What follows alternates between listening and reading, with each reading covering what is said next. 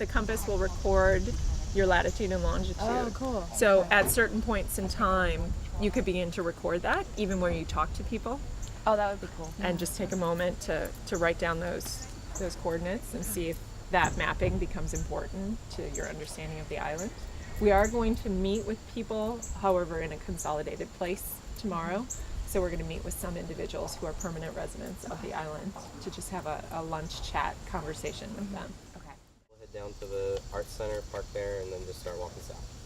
That would be great. Students are here today to interview you and ask you a little bit about kind of why you decided to move to the island, why you're residents of the island, a little bit about what you do, your lifestyle, and kind of ask you what you're thinking in terms of what you'd be interested in seeing, how you use your yard, how you think about outdoor space. We spent our summers here.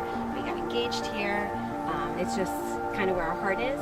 In the summer, you'll see they're out on their porch, the neighbors up here on that top deck, they'll be up there. We're a very strong community. We're a very tight-knit and close community. I'm 10 feet 5 inches from the old place. I don't know if I'm okay now. Quaint little streets. I used to have the Cape Cods and all that.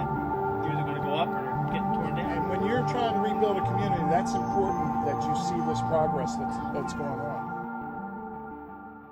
Key moments for the studio have been the opportunity to engage with homeowners and with the township people who have been able to talk to the students about where's the value here. We're not this generic site that one should view from the outside, but we're real people. We live here, we work here, our children go to school here, and to kind of look from the outside and suggest things that are inappropriate to the context of the island and inappropriate for us as a community is not productive. So come and get to know us. We'll tell you what we value. We'll tell you what's important. We'll tell you how we feel about all of this. And I think they've been able to hear those voices and incorporate those into their design. We're starting in teams, and then some of the walking that we did on Long Beach Island, we were just looking at the island itself as a community in teams and gathering information, which is nice to do in teams because you get more that way. Somebody sees something that somebody else doesn't. You notice more details, and you can have conversations which lead to different discoveries. And then working with the homeowners, we're all working in small groups on different sites and doing the measurements and the interviews, and then taking that information individually and working with it for the studio itself to come up with plans and designs, but still having that group gathered information and having team members to work with and ask questions of is really helpful. It's like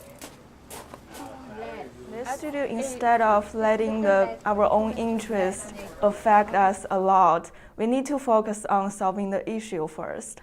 So, and also, unlike other studios who are working under the same topic of resiliency, our studio is more focused on community scale, which means the community members need to be involved.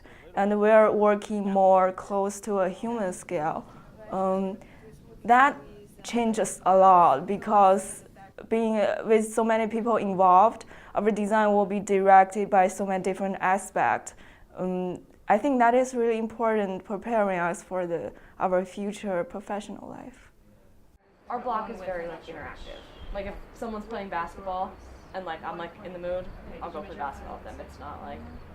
This semester studio is different because we have an actual site and actual clients. The first year I think is really about building up fundamentals of space and computer skills and learning how to map certain information, and then now we're actually applying it to real world scenarios and real life clients with real problems such as flooding. So this kind of puts a face on everything we've been doing so far, which is pretty nice.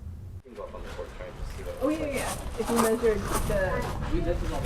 I don't think he has it locked. It might be a good idea to take a quick snapshot of the inside. What is that? So the total height is I guess that's general. 11 and a half feet. There can be a tendency sometimes for academic projects to remain just that, academic projects and exploration and sometimes the absurd, and something that's extremely different. But in this case, we're all dealing with areas that are extremely real, extremely close, and with emotions that are extremely raw. So the work that we're doing has to be grounded in reality more so than the absurd and the academic, because there's going to be people's lives that we're talking to and touching with the work that we're doing, the drawings that we make. And for them, this is going to be incredibly personal, incredibly emotional. So having real-world projects set around real-world problems in a state that we all know very well. These may be some of our friends that we're talking about and dealing with.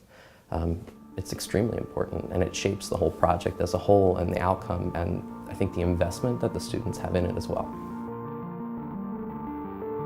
Just going to do a quicker run-through of what the students learned in the mapping project that they've been doing. They each had context areas that they were looking at, and they also individually walked a transect on the island. So we have a combination of two things going on. So there's the context mapping, which you can kind of see on top, and then individual transects, which the students have explored. I overlaid the hurricane occurrences by year and the quantity. I was not able to quantify the scale of the storm. And sort of kind of looking at the geology of New Jersey in general, and specifically to the shore region with bathymetric elevations. I highlight all the primary road and the railroad system and all the marinas. The main purpose of showing water over here is that this is the bayside and we walk around on the street on the ocean side. A lot of the services people need are connected to the mainland, such as hospitals and apartments and nursing homes.